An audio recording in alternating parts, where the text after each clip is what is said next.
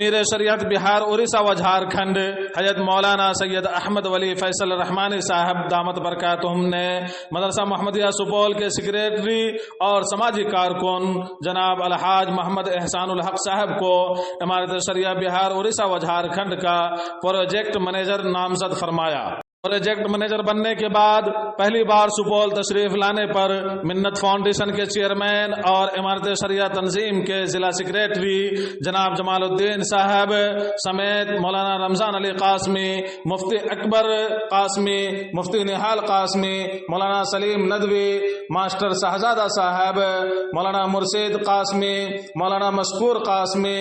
اور دیگر علماء نے ان کا والیانہ استقبال فرمایا۔ اب احسان الحق صاحب نے فرمایا کہ آپ حضرات دعا فرما دیں کہ اللہ تعالی ہم سے یہ کام لے لے، اور اخیر میں مولانا رمضان علی صاحب کی دعا پہ مجلس اختتام کو پہنچی۔ تمام علماء نے دعا فرمایا۔